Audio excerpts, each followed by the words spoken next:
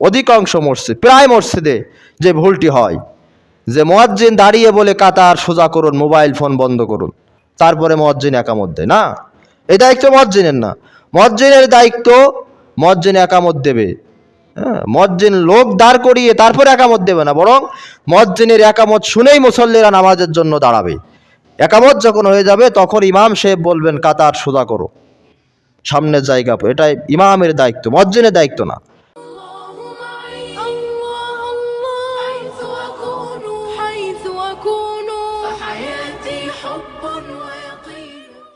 আপনাদের 4টি বিষয় দৃষ্টি আকর্ষণ করব, খুব ভালো করে শুনুন, পরবর্তীতে যাতে এই ভুলগুলো পুনরায় রিপিট না হয় সেই বিষয়ে খেয়াল করুন।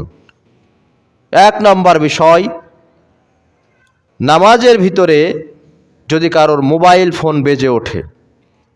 মাঝে একবার ঘটেনি এখানে তারাবি পড়তে যেয়ে, সতর্কতা অবলম্বন করতে হবে যখন নামাজে দাঁড়াবো যে আমার ফোনটি সাইলেন্ট অথবা একেবারেই অফ করা আছে কিনা। আবার কিছু বেহুদ্দা মার্কা লোক আছে, নামাজের কোনো জ্ঞান নেই, মানে ফোন দেয় এমন টাইমে ফোন দেয়। তার তো একটু সেন্স থাকার দরকার যে লোকটা নামাজি, যে লোকটার কাছে ফোন দিচ্ছে লোকটা নামাজ পড়ে, তো এই সময় আমি তাকে ফোন দিবই বা কেন। এই বিষয়গুলো যিনি কল করেন তাকেও এই বিষয়গুলো মাথায় রাখতে হবে। এখন এরপরেও যদি কোনো কারণবশত নামাজের ভিতরে কারোর ফোন বেজে ওঠে, অনেক সময় মনে নাও থাকতে পারে ফোনটা বন্ধ করতে বা সাইলেন্ট ভাইব্রেশন করতে, এই অবস্থায় যদি আপনার ফোনটি নামাজ চলা অবস্থায় বেজেই থাকে, মাসআলা জেনে নিন। এই অবস্থায় আপনি এক হাত বের করে মোবাইল ফোনটি পকেট থেকে হোক বা সামনে থেকে হোক নিয়ে এক হাত দিয়ে ফোনটি বন্ধ করবেন। নামাজের ভিতরে যদি কারোর ফোন বেজে ওঠে ফোন বাজতে দেবেন না। অনেকেই মনে করে যে না ফোন বাজুক, বন্ধ করলে নামাজের ক্ষতি, কিন্তু আপনি যে সবার নামাজের ক্ষতি করছেন সেটি তো বুঝতে পারছেন না। এজন্য যদি কোনো অবস্থাতেই নামাজের ভিতরে মোবাইল ফোন বেজেই ওঠে রিংটন, এক হাত দিয়ে বের করে ফোনটি কেটে টোটালে বন্ধ করে দেবেন। এটা 1 নম্বর বিষয়। 2 নম্বর বিষয়, যে বাচ্চারা মসজিদে আসবে, স্বাভাবিক নিয়ে আসতে হবে, তাদেরকে নামাজের প্রতি মহব্বত বাড়াতে হবে, মসজিদের সাথে সম্পর্ক রাখতে হবে। উচ্চ আওয়াজে আমরা ধমকও দিব না, বকাঝকাও করব না। তবে যার বাচ্চা নিয়ে আসবেন, ভাসতে হোক, ছেলে হোক, নাতি ছেলে, পোতা ছেলে, তাকে নিজ দায়িত্বে নিজ কন্ট্রোলে রাখবেন, ছেলে মেয়ে উভয়, এবং আস্তে আস্তে বোঝাবেন। কথা বলতে নেই, নামাজে মনোযোগ দিয়ে শুনতে হয়, ভালোবেসে সুন্দর করে। প্রয়োজনে 1-2টা চকলেট তাকে হাতে দিবেন, যে চুপ মেরে থাকে একটা চকলেট নাও। যদি নামাজ একদম ফুল স্টপভাবে নামাজ পড়তে পারো চুপচাপ, নামাজ শেষে তোমাকে আরও একটা চকলেট দেব। এভাবে করে তাদেরকে নামাজের প্রতি আকর্ষিত করতে হবে, মসজিদের পরিবেশও ঠিক রাখতে হবে, তাদেরকেও নামাজে আনতে হবে। এই বিষয়টা আমাদের মাথায় রাখতে হবে। 3 নম্বর বিষয়, উম্মতে মুহাম্মদী 3 কারণে শ্রেষ্ঠত্ব অর্জন করেছে। গোটা পৃথিবীর জমিনকে আমাদের জন্য মসজিদ বানানো হয়েছে। পানি না থাকলে মাটি দিয়ে তায়াম্মুম করার ব্যবস্থা করা হয়েছে। আর আমাদের নামাজের কাতারগুলোকে ফেরেশতাদের কাতারের মতো করা হয়েছে। নামাজের কাতার সোজা করা, ঠিক রাখা, এগুলো নামাজের বিরাট একটা বিষয়। কোনো অবস্থাতেই নামাজের কাতার ফাঁক থাকবে এটা যেন না হয়।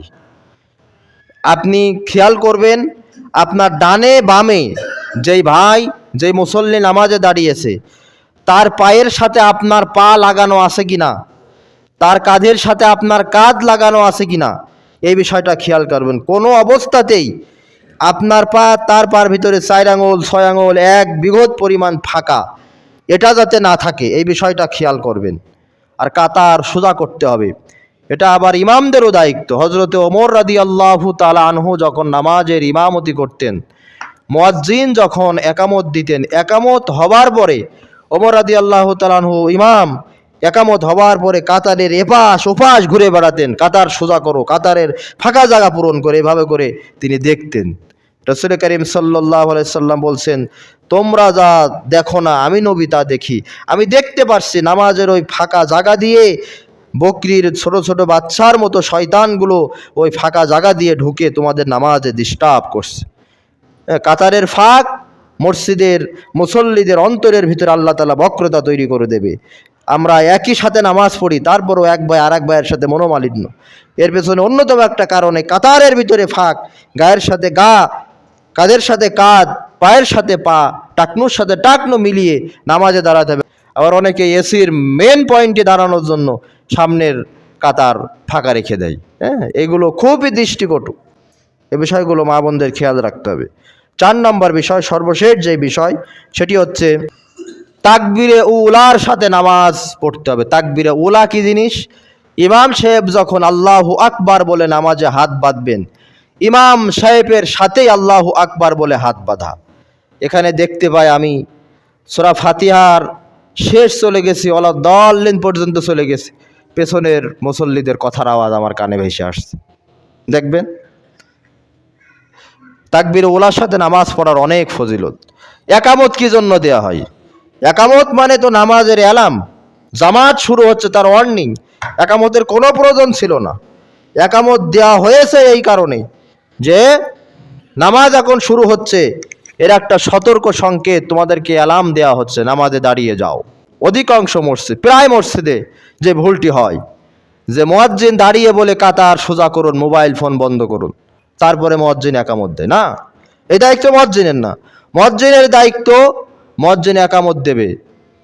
মুয়াজ্জিন লোক দাঁড় করিয়ে তারপরে একামত দেবে না, বরং মুয়াজ্জিনের একামত শুনেই মুসল্লিরা নামাজের জন্য দাঁড়াবে। একামত যখন হয়ে যাবে তখন ইমাম সাহেব বলবেন কাতার সোজা করো, সামনের জায়গা। এটাই ইমামের দায়িত্ব, মুয়াজ্জিনের দায়িত্ব না। ইমাম সাহেব যখন আল্লাহু আকবার বলবে তাকবীরে উলার সাথে, অবশ্যই আমাদের সকলের নামাজে শরীক হওয়ার চেষ্টা করতে হবে। এই বিষয়গুলো যাতে আমরা সকলেই সজাগ থাকি, সচেতন হই। আল্লাহ তাআলা আমাদের সকলকে তৌফিক দিক, আমিন। ওয়া মা তৌফিকি ইল্লা বিল্লাহ, আলাইহি তাওয়াক্কালতু ওয়া ইলাইহি উনীব। ওয়া আখিরু দাওয়ানা আনিল হামদুলিল্লাহি রাব্বিল আলামিন।